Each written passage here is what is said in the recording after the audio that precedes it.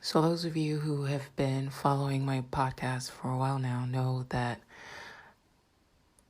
for the last few months, I've been increasingly having what is called synchronistic events, where I'm experiencing time in a sort of backwards manner. What I mean by that is I will either say something on my podcast or experience something, come to some sort of realization, and then a week, a day, a month later, I will encounter a book, read a book, watch a show, interact with something that was written hundreds of years ago or a decade ago, whatever, confirming or explicitly stating something that I just said or conclusion I just reached. And the way I would come across these media would be by, accident or happenstance. And the really big event was my, quote, March 20th prediction. I'm hesitant to call it a prediction, but that, the stay-at-home order. And I think back in February, I watched something that pointed to March 20th, and I kept saying I want everybody to stay home, everybody that I cared about to stay home. And then like a month later, the entire world was locked down because of the coronavirus thing. So that has been happening, and it's just been getting stronger and stronger. And I have been feeling as though I have been prompted, or I'm being prompted or being communicated with, not by words, but through feeling, through intuition, through experience, through something just driving my gut instincts to either read a book or watch something. And sometimes it's not even me. It's, people around me suggesting I watch something. And then by watching that show or reading a book, I get confirmation of a theory that I had either explicitly, spoken about on my podcast or written down or whatever it is. And it's happened so much now that everyone that I've been discussing this with, my friends, my family, my husband, they're starting to take note of just the inverse way in which I'm more or less experiencing my life. If what I'm saying isn't making sense, just keep listening.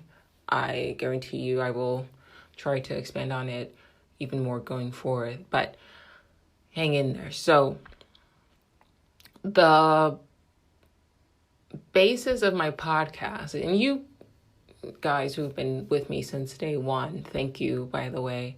But you guys can kind of hear how I've been kind of growing and how I've been evolving. It started off as just sort of a social commentary podcast, and it has kind of evolved into a deeper exploration on the nature of our reality, the true nature of our reality, not what we've been programmed to believe, but what actually is going on, and I have been pushing and trying to stretch the limits of my perception, not only of this world, but of everything, of literally everything, even down to the way we experience time.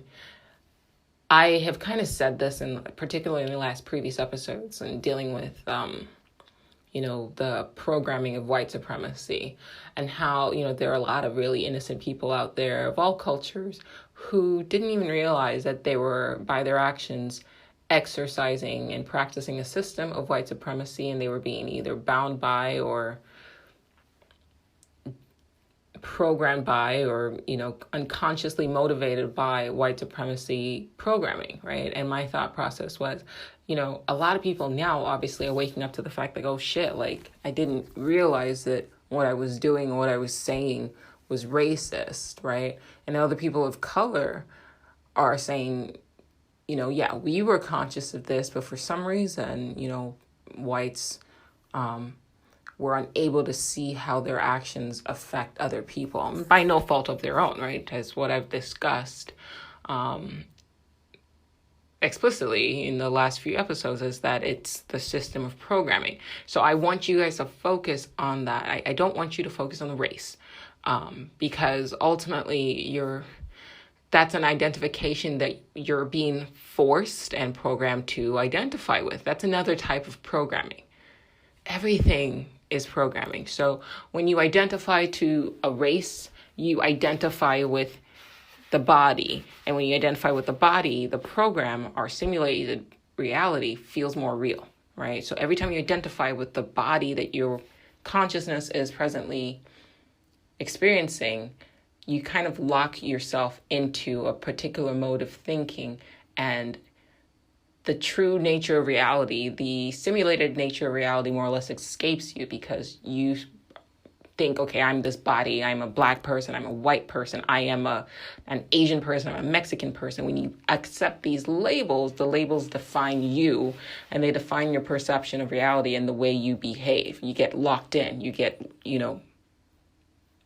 pulled in. I think you guys understand what I'm saying. So I want you to break from identification of whatever image that you see in the mirror. And I'll say this: when you dream, I know for me, I can take on the characteristics and the persona of any race, right? So I don't control my dreams, not a lot of them anyway. Most of my dreams are still pretty free-flowing, but occasionally when I do, and I'm able to kind of look to see what body I'm wearing, what skin I'm wearing, I'm different ethnicities. I've been a soldier in a Vietnam War before. I've been a blonde older woman, right?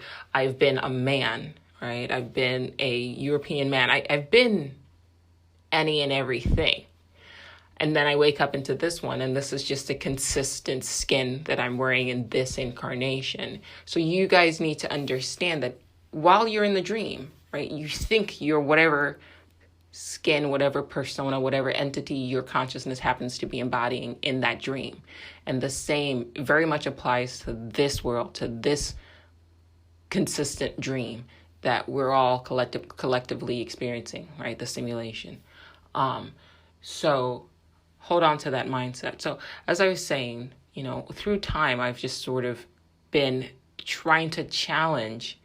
I've been pushed, motivated, driven, whatever word you want, guided, right, by an entity, a force of will, not malevolent, obviously, something I think neutral. It just wants me to know that there is a presence here and I'm not necessarily alone. And I've been driven to challenge my preconceived notions of everything. And so a couple of days ago, I had an experience where I had said, I think it was Friday, I said, okay, I definitely am experiencing so many things that are so synchronistic to the point where I can't dismiss it as mere coincidence anymore. I mean, I am experiencing a plague of what you would call coincidence, and plague, I don't mean it with a negative connotation. There's no other word, an onslaught, there you go, an onslaught of coincidence and deja vu rapidly. Like it's almost to the point where like I'm saying things as people are saying them, or sometimes I say it before they say it. Or I'll say something and then like a few moments later, like a show that we're watching, the character in the TV show will say the same thing. Or I'll, quote, predict something that's going to happen, right, in the news or whatever, and then like a week later it happens. So that's been happening more and more. This is not typical of my life experience at all. And so much so that you guys can even, and I've left the older episodes down, for a reason. You can kind of see the things that I would talk about when the show first started. It was just kind of just, jokes and just random things that I had on my mind. And, but as I've kind of, I don't want to use the word evolved, but as time has progressed, my mind has been focused on, exactly what I've been talking about most recently about the true nature of this reality. And I'm saying that because over the last year and a half, I have been driven towards a revelation. And I think that I had that full-on revelation yesterday. So 2 days ago, I kind of just sat and it was, a day after day after day of just being, bombarded by synchronistic events and coincidences and deja vu.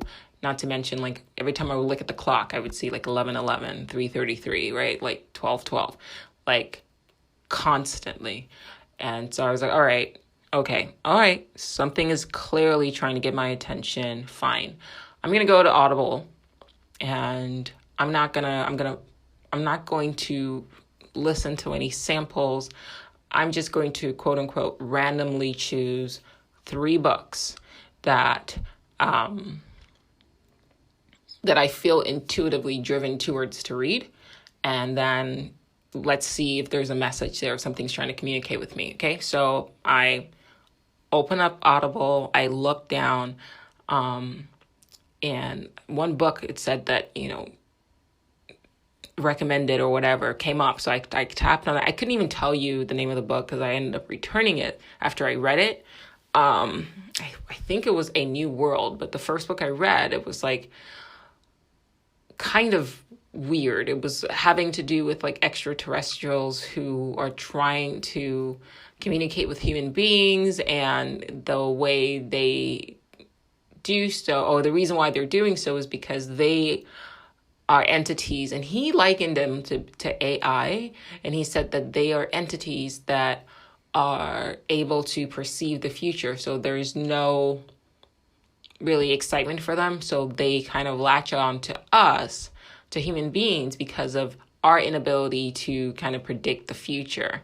And he said that the way they communicate reminds him of something that would be like a mechanical.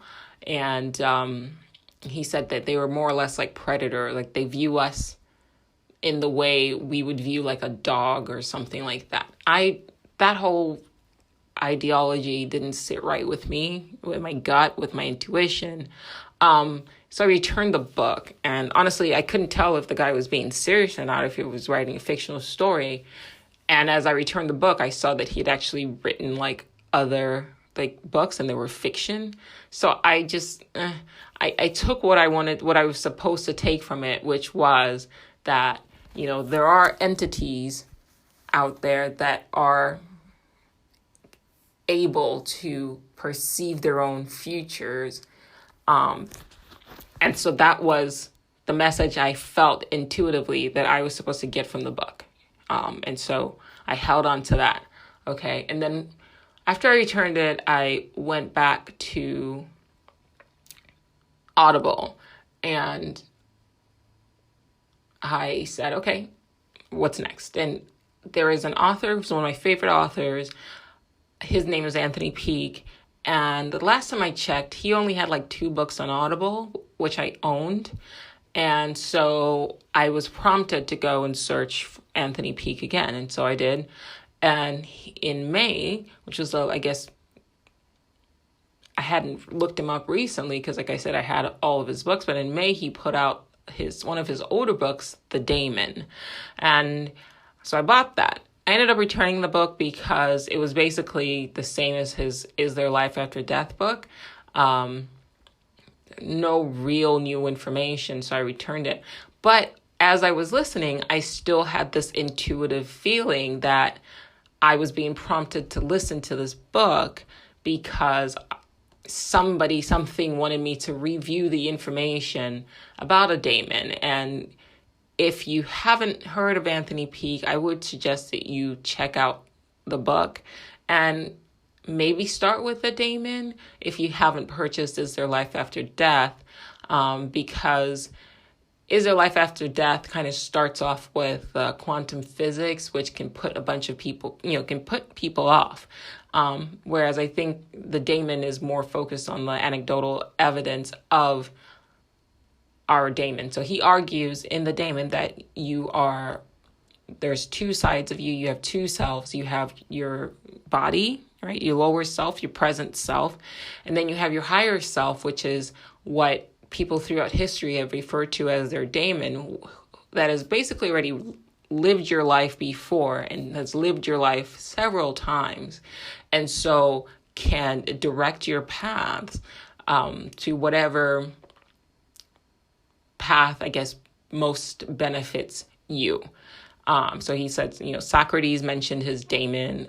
Joan of Arc also had talked about her daemon that had led her towards everything that she experienced in life and the battles and the victories that she had for her country. So I would recommend that book. And so after I read that, I said, okay, let's just, I've read Is There Life After Death? This is kind of a rehash on it, but the memory of what he wrote was now like even that much more ingrained in my mind, and he talked about the Gnostics who said that, the construct, who believed that this construct or reality is fake. And he talked about the fact that when you die at the end of your life, you basically, your life flashes before your eyes kind of thing, and then you can relive your life again. And he said at the last moment of your life, that moment kind of splits and slits and slits and splits. And so within the splitting of time, your consciousness can kind of relive that same life.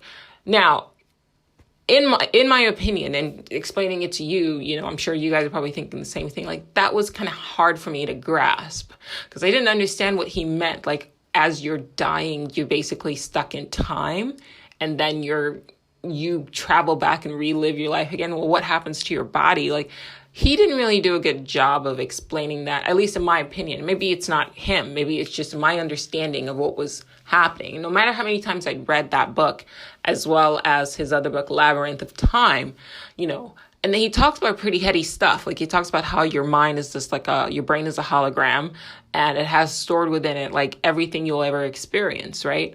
So all of this stuff, it's great in theory, but I couldn't really quite grasp what he really meant or what I was supposed to ascertain from that. Like, I understood that, okay, your higher self, your future self, and that was my understanding. He didn't use the terminology future self. He said higher self. But what I took from that was that your future self can retroactively guide you. Yeah? And so I got that in theory, but I couldn't quite grasp it. I couldn't quite connect with what he was saying. So even after reading Is There Life After Death like several times, and even after finishing the daemon, I got it, in theory, that life is a loop, that you loop the same thing over and over again, and that there's a kind of a higher consciousness that knows what you're gonna experience and then can kind of guide you through it and help you prevent certain things from happening that you might have regretted in the last incarnation. Like, I got that. But what he did was he utilized the video game analogy, which was basically an out of body experience, right? So to speak, in the sense of there is something outside of you that controls you, right? The way you would control a VR character. And, with his writings and then all the things that I'd read about the simulation hypothesis and everything that I studied about quantum physics and many world interpretations and, the Schrodinger's cat experiment, things like that. That was kind of the conclusion that I was leaning towards. So after I finished that book and I returned it, all of a sudden, I heard a voice. It wasn't an audible voice. It came through as a thinking voice. So it wasn't external, but it was a voice. It was my voice, I guess. And it said, look up Blake Crouch. And I was like, Blake Crouch, what is that? Is that a real person's name? And I had read a book by Blake Crouch before, I'm not good with names. But for some reason, that name kind of stuck to me. But a couple of years ago, I'd read another one of his books. And I realized this, after the fact, right, of, okay, let me go search for it. A couple of years ago, I had read one of his books. I don't typically read fiction at all. Like, I'm a nonfiction kind of person. But in that book, he wrote, I can't even tell you the name of the book. I can remember the author's name, which is weird for me, but I can't tell you the name of the book. But it has a red cover. If you want to check it out, just type in Blake Crouch in Audible or Amazon or whatever you like to, or eBay, wherever you like to get your books. And in it, he wrote about this guy who basically, they use a machine and he can travel through parallel universes. And I was like, oh, that's cool. But I returned that book because I didn't like the way it ended. Like, I didn't think that he did a good enough job of like articulating the fact that when he's interacting with parallel versions of himself, they're not him. Like, they're just other consciousness, right? Other entities that are just happen to wear his skin, right? In parallel worlds.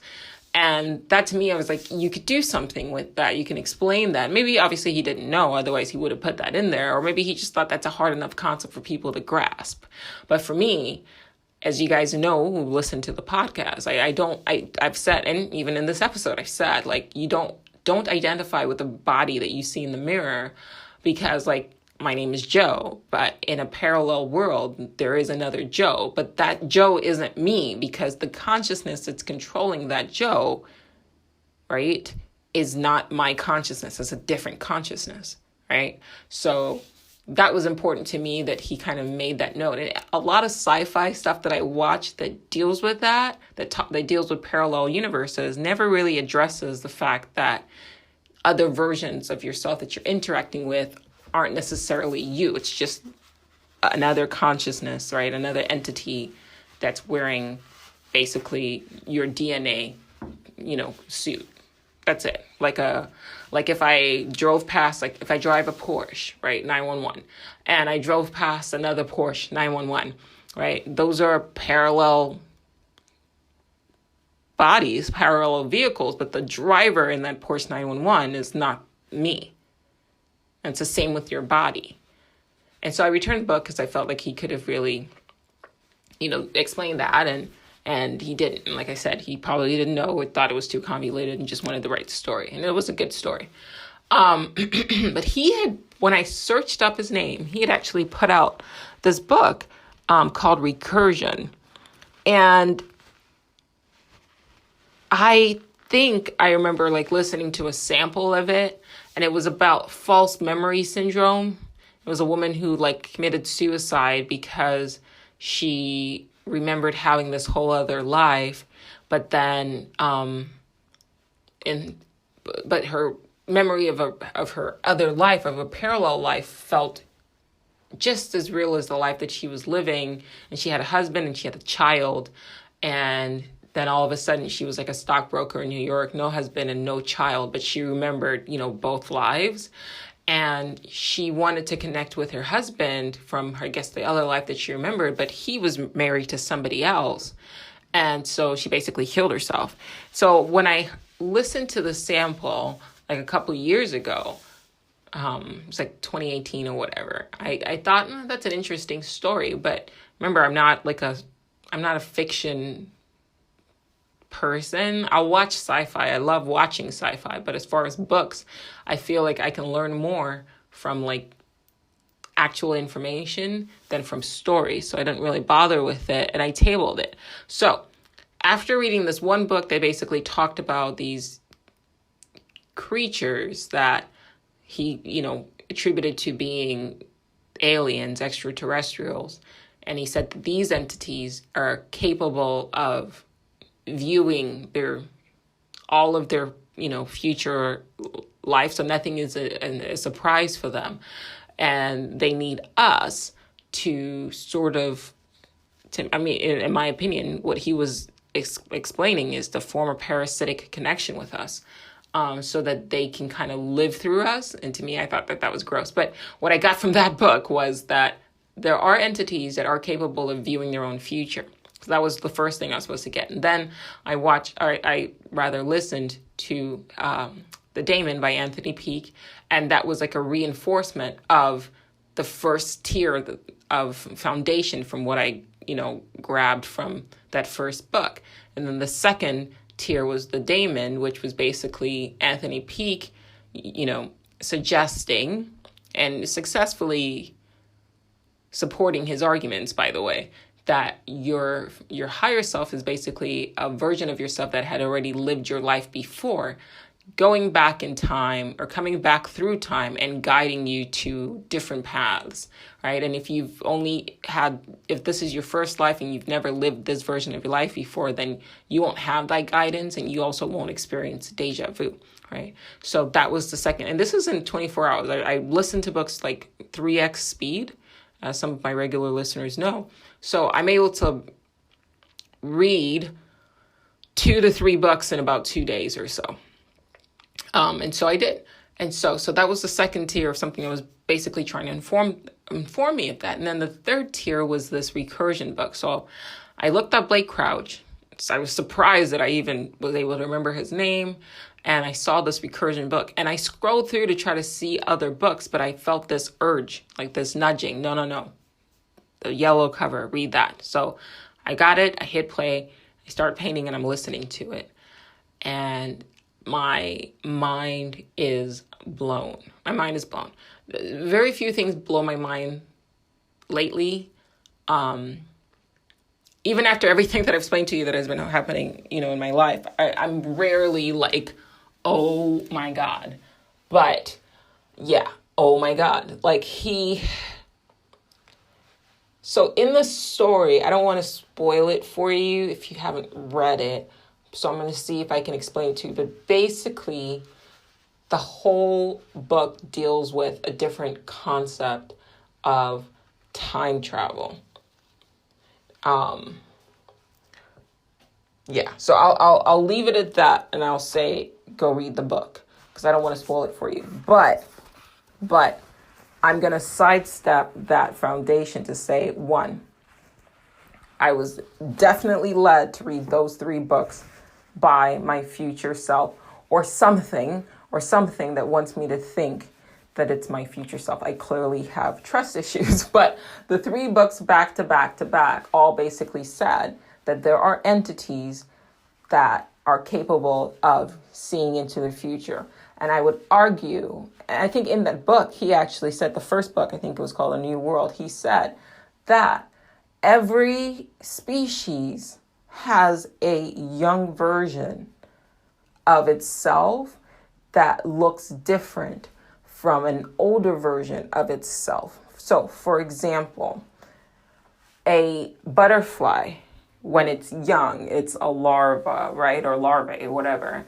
And it looks significantly different from a butterfly, right? So a larva is a worm that eventually grows into a butterfly.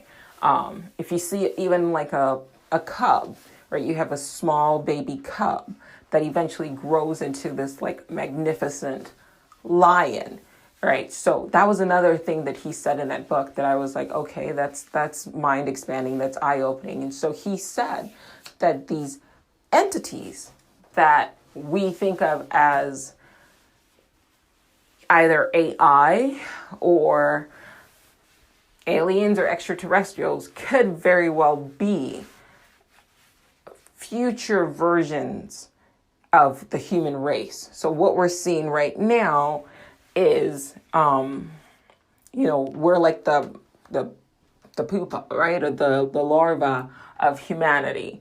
So we can somehow glimpse into the future, through, premonitions. You see these mediums or whatever on TV. Most of them are fake, but there are some who are capable of seeing along their own timeline, right? So you have those sort of things.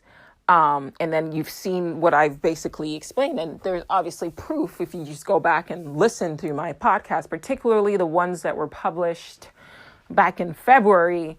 These are train of thought kind of episodes. So I'm not writing this stuff down. I'm just telling you guys exactly what I'm experiencing as candidly as I can, because I'm also trying to explain and understand it myself as I'm experiencing it, right? So there is an ability to foresee your own future. We have it. It might be a latent ability, but it is there, right? We are capable of doing it because I've seen myself, I've experienced myself doing it. Now, whatever it is that guided me to those 3 books, basically, these are the messages that I got from it, all in a very short amount of time. From reading the first book, what we think of as AI or extraterrestrials or both, like what we're doing right now with AI, for example, might very well lead to us incorporating this technology into our brains, into our minds, right?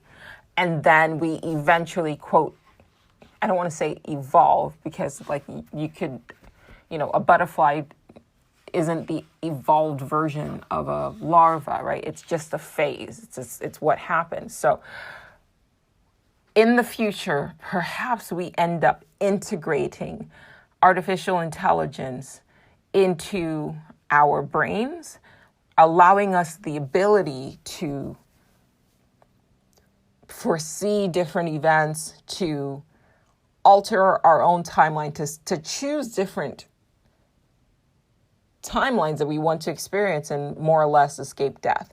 When you do that, you become a whole other species. And so what his implication was in that first book, I believe it's called A New World. I couldn't tell you the author. If I do remember, I will put it in the description of this episode. But in it, he's basically saying that these entities basically are now, they don't like the life forms that they've become. And so they have come back to, well, he doesn't explicitly say they've come back, but that's what I'm gathering, is that they've come back through time to more or less feed off of our inability to see our own futures, because they somehow get joy from it, right? So they've become these entities that have no joy, no love, no emotions, really. And that's what we kind of become by melding with AI. And their solution is to come back and kind of attach themselves to our present forms so that they can have a more rich experience, a more rich life experience that they more or less use technology to evolve out of. I'm just going to keep using evolve because I can't think of any other word right now. But know that I don't mean it in the Darwinian sense. Know that I mean it more in the sense of like a larva versus a butterfly, right? Okay, so that was what I was directed to get from that first book. And like I said, I would not have chosen that book. I don't know where that book came from. It just showed up. I was prompted to click on it, so I went with it, and I got that. Then the second book, The Daemon, was basically saying your future self can communicate with you and can guide you. And then the third book, Recursion, literally the whole fucking book, excuse my language, I'm trying not to cuss as much, but the whole book is about a guy and a woman who literally, they build this machine that allows people to travel through time using their brain and their body just as is. And I'm trying to avoid spoiling it, and I don't know if I should just say fuck it and just tell you guys the story, but I don't want to. I do want you guys to read the book, because I want you to have that same whoa experience that I have, and I don't want to take that away from you. But what I want to say is this, okay? If you told somebody 100 years ago, 1920, okay, that in 100 years, there would be self-driving cars, like vehicles, right, made of metal and plastic. Actually, it's plastic now mostly, but made from oil. There you go. If you told people, because I don't think they had plastic in the 1920s, so if you told people 100 years ago that people would be driving vehicles made from oil, more or less, predominantly from oil and metal, that had things like a GPS system, Wi-Fi that would allow you to navigate through town on a map that basically told you where you wanted to go. They would have a really difficult time conceptualizing that because there's nothing that exposes them to that level of technology or exposes them to that level of technology in 1920. Yeah. So it would be a hard concept for them to grasp. But obviously we're fully capable of doing that now. If you told a person 200 years ago, if you told a king 200 years ago, imagine being able to see somebody without them being physically in front of you and having a full-on, in real-time conversation with them, and they're thousands of miles away on a black screen. They would call you a fucking witch and they would burn you, right? Because that's scrying. That's using a black mirror to scry, right? But that's what we're doing now. Our phone is a black mirror. Google black mirror. It's scroll past the bullshit about the TV show and look up, or Google black mirror and witchcraft, and you'll see what I mean. So black mirror was a way in which witches would use to communicate with the dead and with spirits in alternate timelines, or in alternate dimensions, not alternate timelines, sorry, alternate dimensions. Yeah. And they would have called you a witch. But we do this every day now when we FaceTime, and we take that shit for granted. So what I'm saying is, imagine what we are presently capable of in our future. And when I say presently capable of in our future, I'm speaking to the fact that time is an illusion. All of time is happening right now. And I can make the argument that all the probable realities that you can experience and will experience is stored in your brain right now. It's that same brain that you travel with, that's going to travel with you to your final destination or your future destination. But that's all in you have access to all those experiences right now. And it's just, time is just the frame rate that kind of slows everything down so that you can experience the story of your life rather than everything happening at one time. So, for example, when I talked to my husband about this, he said, well, why can't a 5-year-old then have access to the information that, say, his 90-year-old self does? And I said, think of your brain as a movie on a DVD, right? The beginning of the story and the end of the story, the middle of the story is all contained in that DVD. Most people, when they hit play, are capable of, are able to rather watch the story from the beginning to end, right? The movie doesn't progress as you're watching the movie. It's already been done. You're just experiencing it at the frame rate, right, of whatever FPS per second or whatever that you have it set to play. But all the information is contained in that one DVD. Now, some people, me, I did this thing, and I don't know if I mentioned this in the podcast, where I wanted to watch the last episode of a show first, and then go back and watch it from the beginning. And it was just something that I randomly, quote unquote, randomly came up with. And I did this for the show You on Netflix. So I watched the very last episode of season 2. And I was like, whoa, what's going on? But I knew everything that was going to happen, because that last episode basically recapped the first 2 seasons, but tied it up, beautifully. And then I went back and watched it from the beginning, which made the show even more intriguing to me. And I was just like, why do people even watch shows from beginning to end? Like, it's more fun to watch how it ends. For me, it's more fun to watch how it ends and then go back and see how they got to the ending.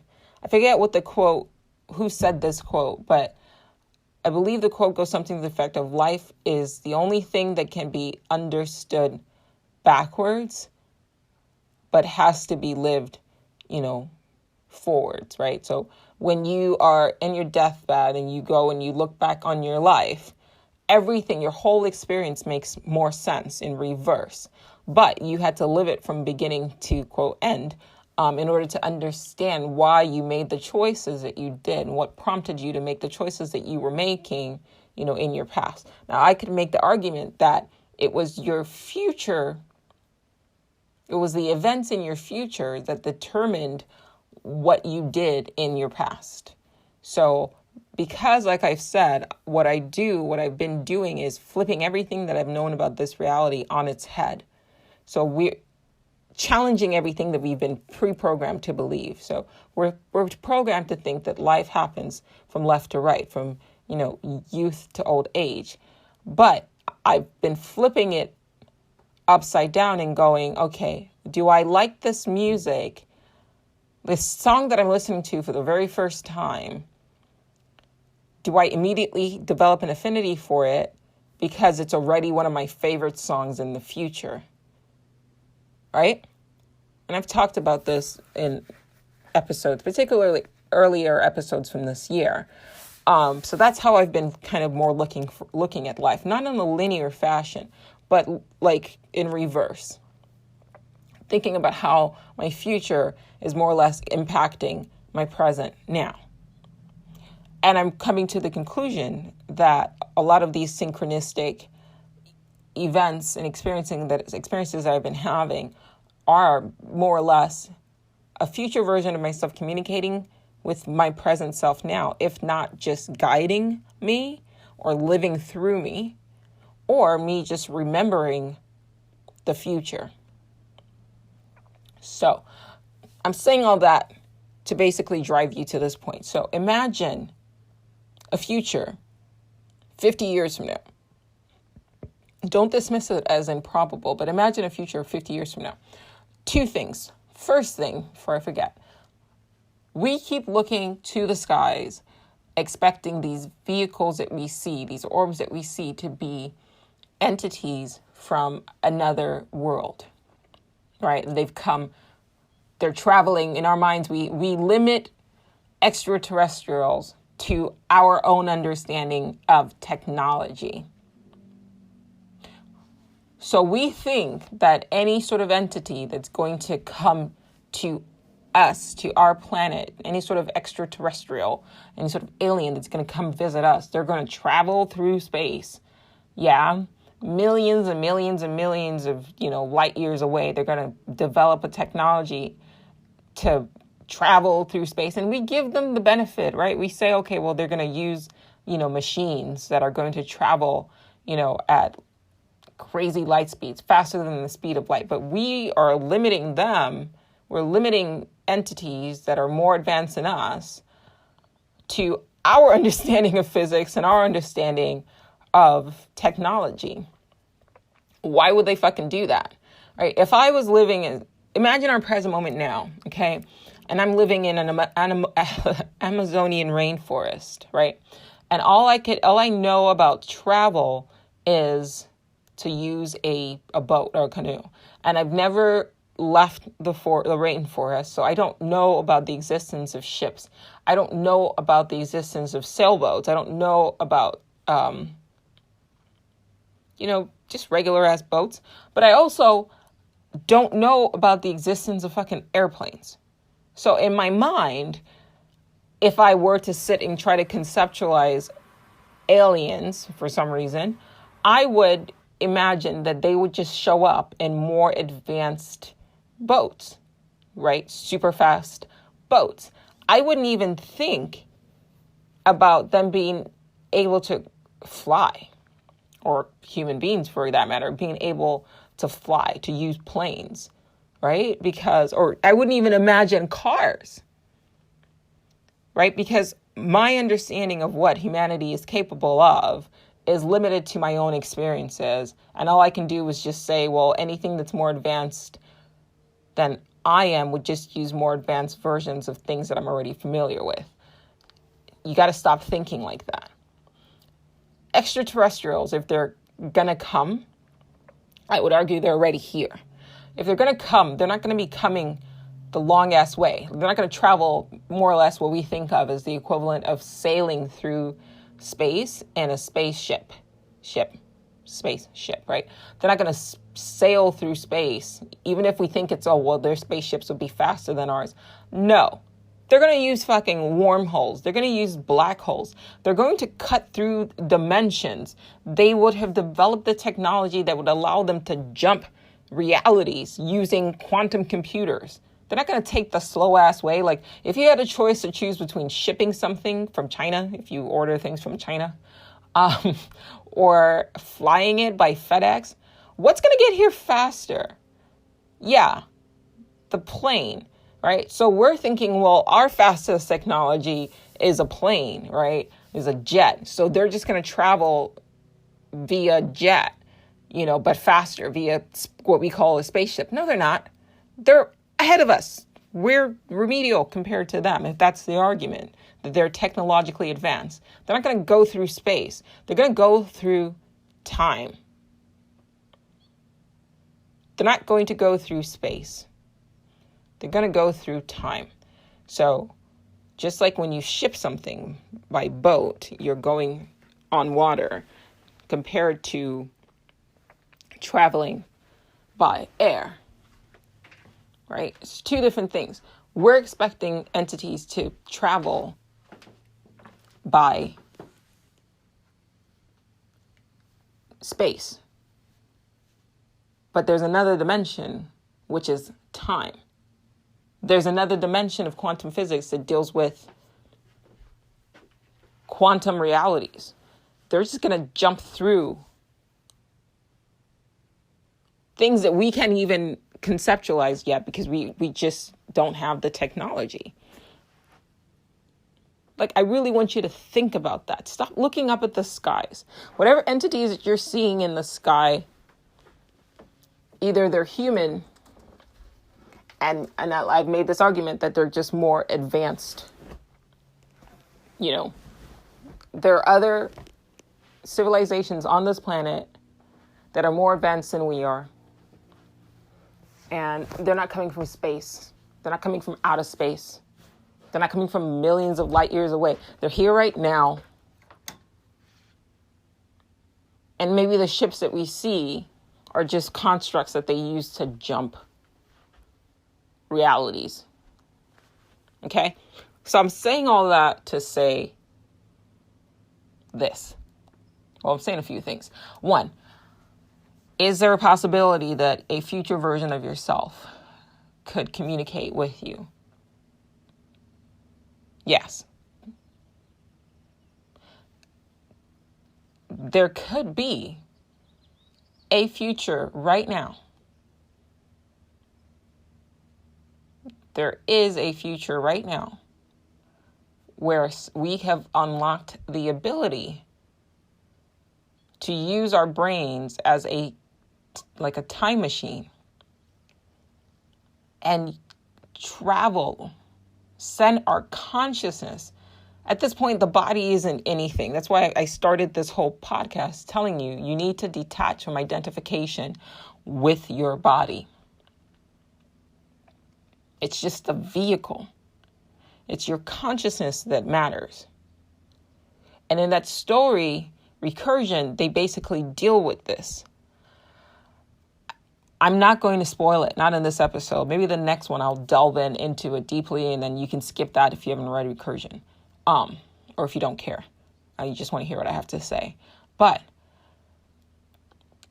what I said to my husband is, I think I'm communicating with my future self. I think that in the future, someone has developed the technology to send a person back along their own timeline. In the future, in a not too distant future, a technology has been developed that allows the human brain to act as a time machine. So up until you've listened to this podcast, probably you've imagined a time machine as like a DeLorean type of thing, where you physically have to go through a car or whatever and then speed through space to go back in time. That is primitive thinking, right? That's like the equivalent of a king thinking that in order to communicate with a person thousands of miles away using a black mirror, you would be scrying and it would be demonic. But we're doing that now. We're just using electronics. We're just using physics. So when you watch a show that deals with time traveling, it's always a machine where a person physically jumps through different points in time, taking their present body. And what I'm saying is time travel should not be relegated to space. Time travel would be relegated using or to time. And you would utilize your consciousness and your pre-existing brain to travel along your memory to any point in time in your history.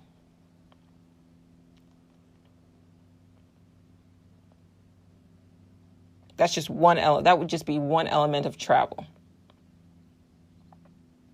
There will also be, maybe not 50 years from now. Let me reestablish the point that I just made so that it makes sense. So in about 50 years from now, remember this episode.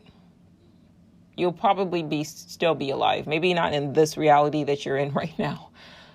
But that's what's so beautiful about memory. It follows you everywhere.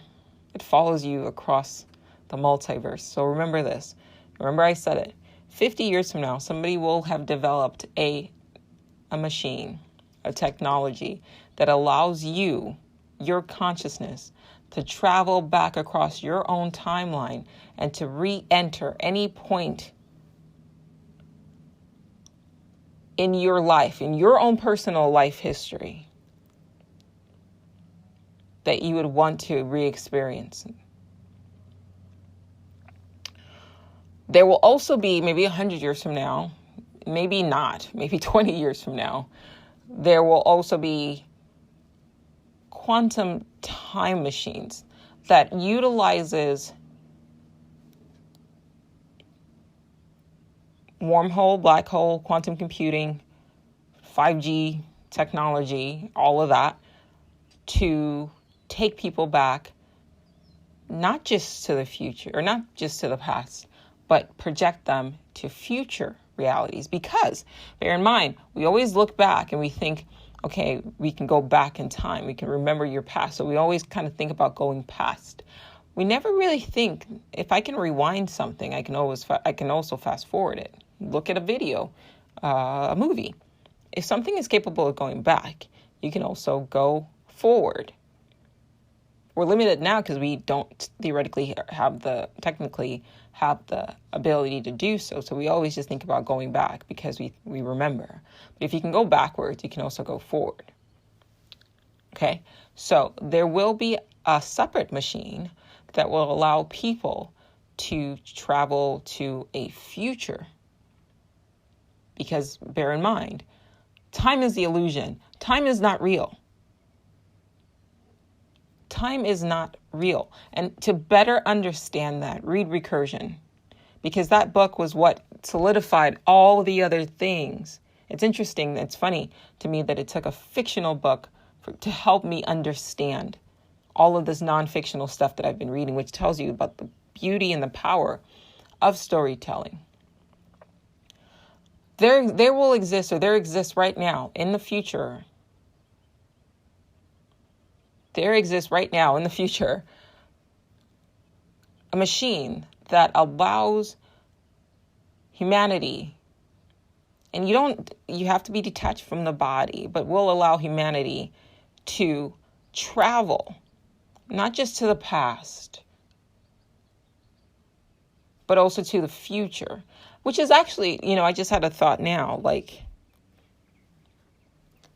blending the two, right? Like, okay, if let's say in my lifetime, that's what I'm experiencing now, right? So in my lifetime, through my memories, I'm an old woman, I'm an 80-year-old woman, and I'm hooked up to this machine, and I'm talking to my present self now and directing myself to read these books.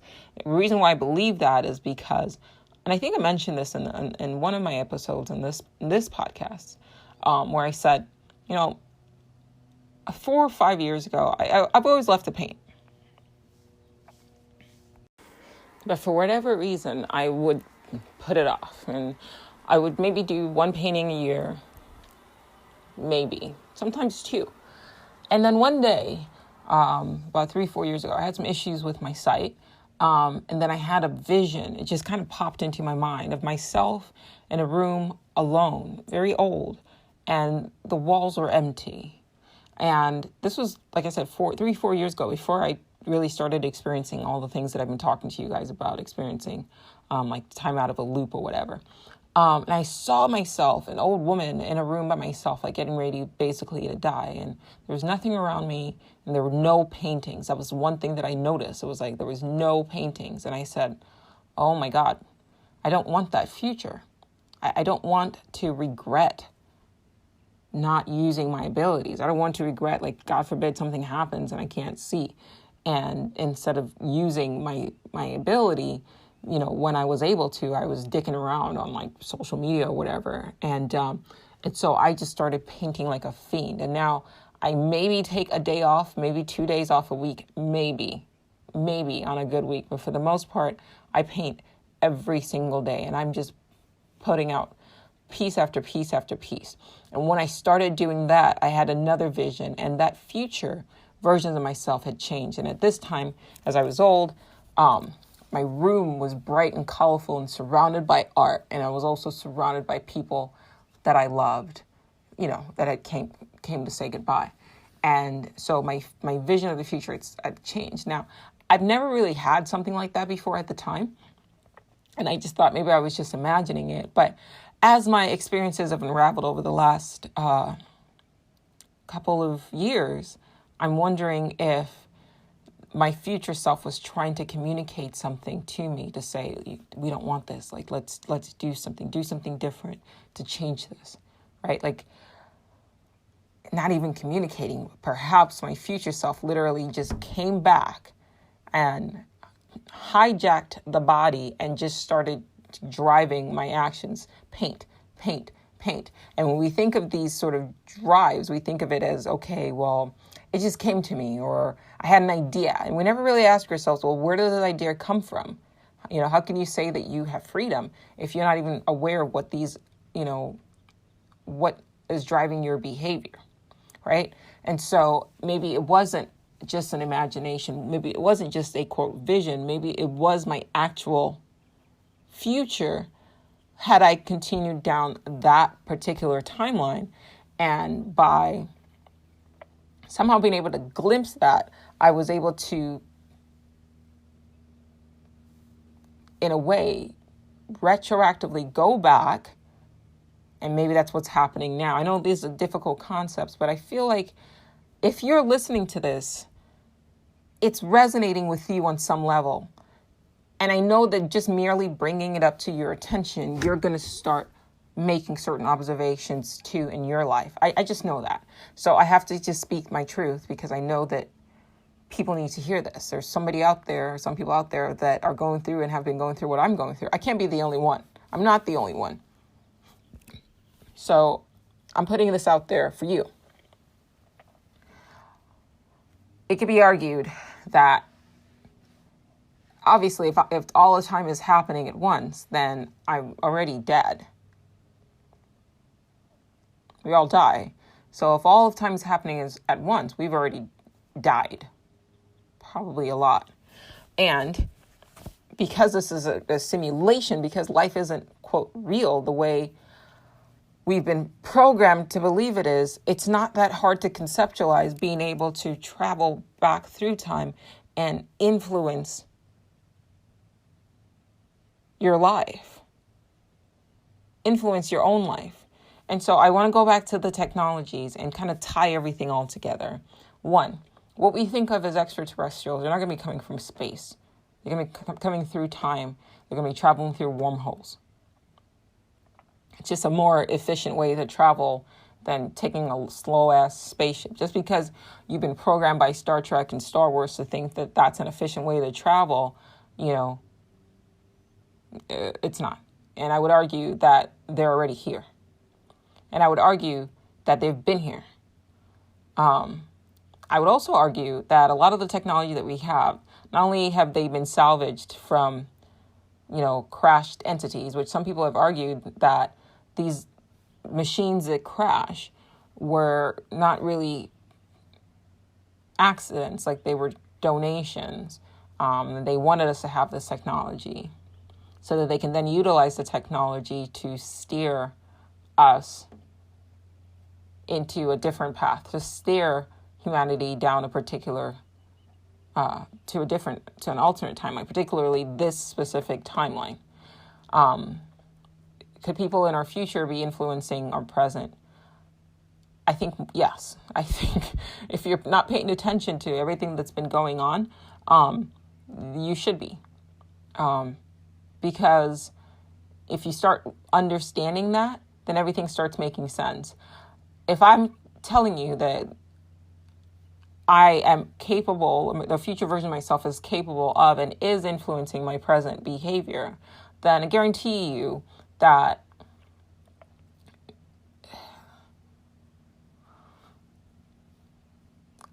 all of these sort of innovations that we're seeing, people say, for example, Einstein, Newton, all of these great thinkers said that a lot of the revelations of the theories that they discovered, they didn't discover by thinking. It came to them, quote unquote, in a dream. It came to them after they woke up from a nap. It came to them as they were taking a shower. And nobody stops to ask, where is this coming from? Well, clearly it would come from somebody who has the experience and wants you to benefit. So it's kind of a way of your future, more or less, influencing your past.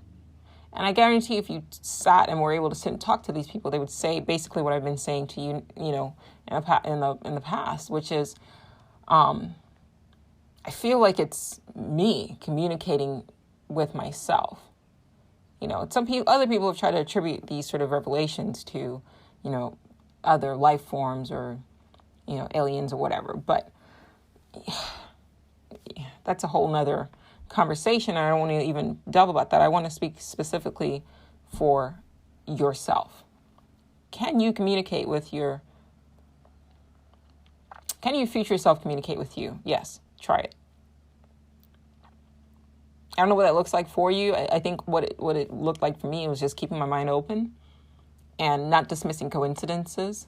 And when I noticed something that was a coincidence, I would pay attention to that, and then things would sort of build up off of that experience.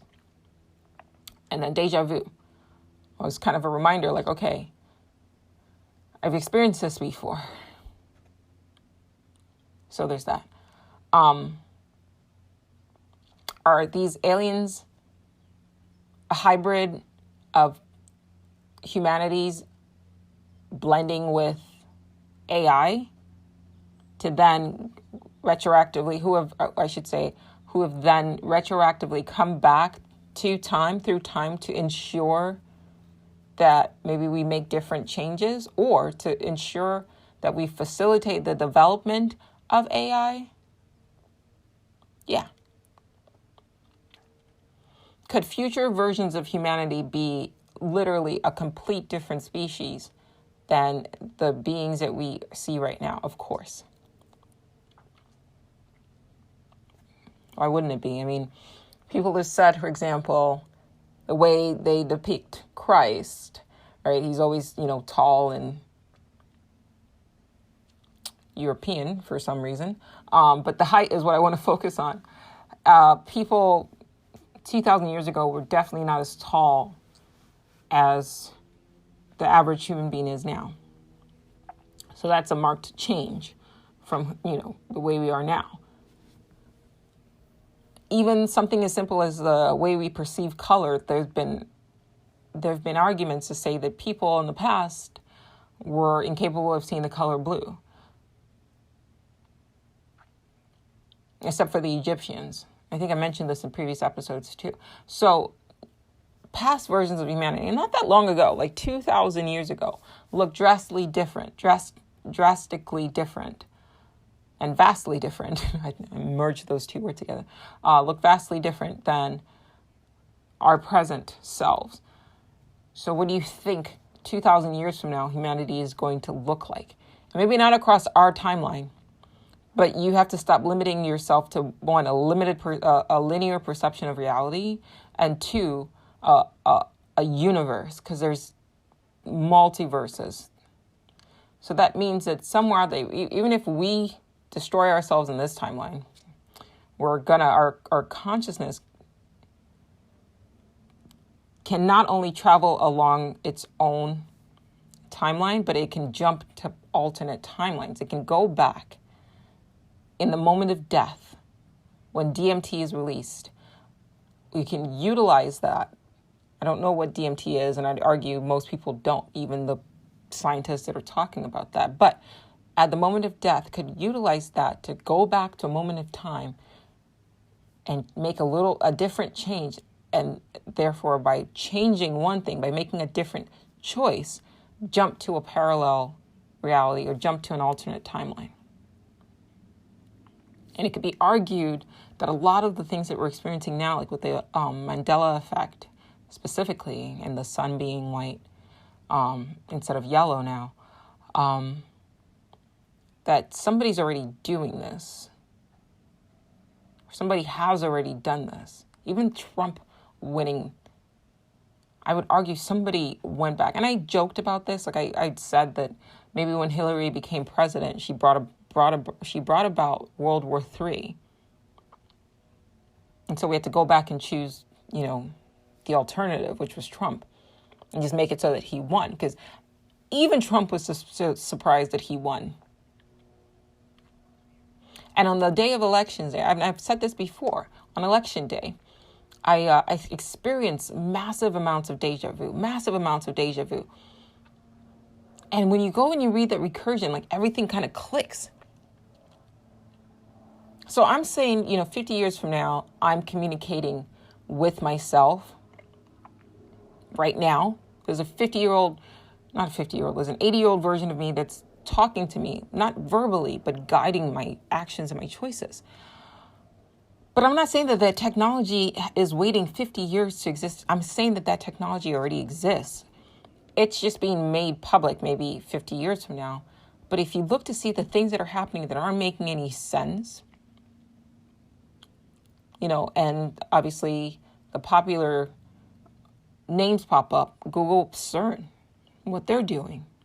Google D-Wave, quantum computers, they're dealing with parallel universes. They're communicating with computers in parallel universes right now. This shit is possible right now and has probably been possible for a while.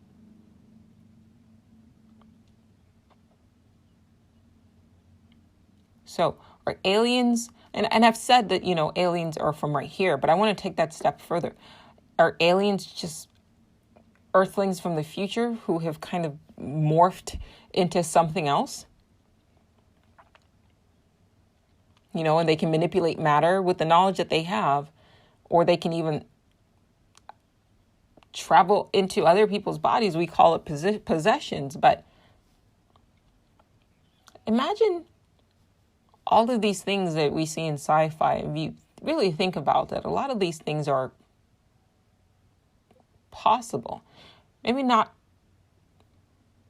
to you, but if you have a good understanding of physics, a lot of these things are possible. Like for the TV show Altered Carbon, they show where a person can transfer their consciousness into other people's, like into other bodies, and they call the bodies sleeves. Now, they don't throw in the element of time travel into there, at least not going back. It's usually, you can time jump. But imagine all of these things being possible.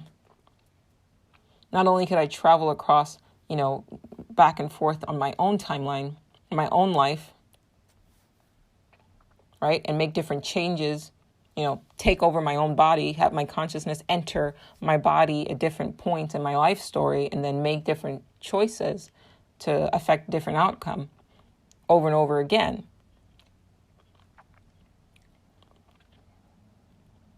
But imagine, I always wondered why they stored people's brains, like the brains of geniuses, like in glass jars. But what if, that's something where you can hook their brain and kind of take somebody, like let's say a DARPA agent, right? And let's say they have the brain of, I don't know, Einstein, right? And they connect the two. And this person uploads their consciousness into the brain of Einstein, enters into his timeline, goes back in time, gives him the necessary, quote, inspires him with the necessary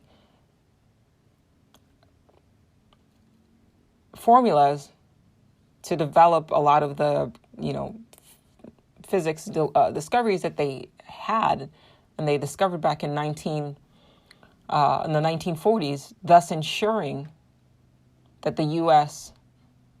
and the Allies won the Second World War.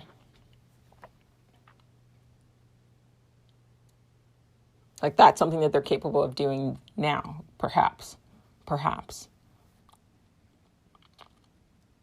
I mean, and that could just be like a clumsy, version of it. Or maybe they started with that, using just matter, using brain, but then they shifted to just straight up using whatever the fuck they're doing at CERN with whatever the fuck they're doing at D-Wave, combining the technologies.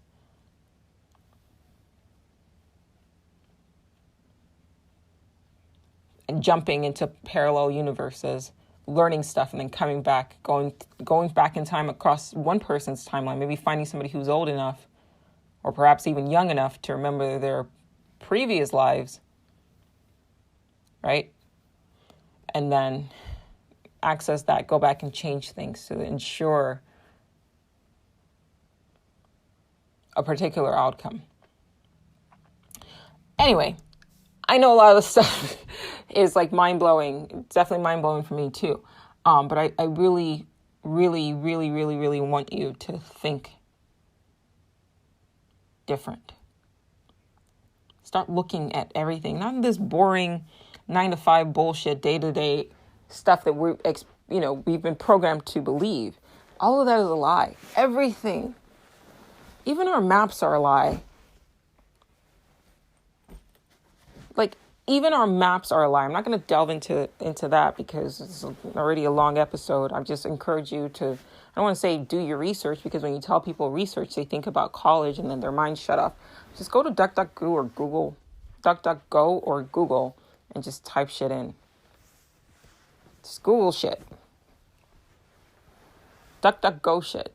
That's a dumb name, by the way. But, look stuff up. Read. Find out for yourself.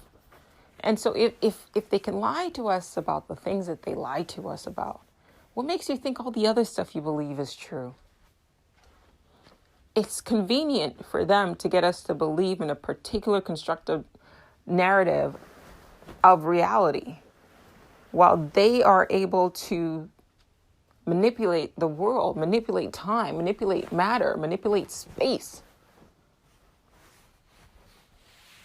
unchallenged and unquestioned, because your programmed belief keeps you from being able to conceptualize what they're able to do. Like, one of my friends was like, well, if this is something that's possible, why wouldn't they just tell us? Like, why would they fucking tell us?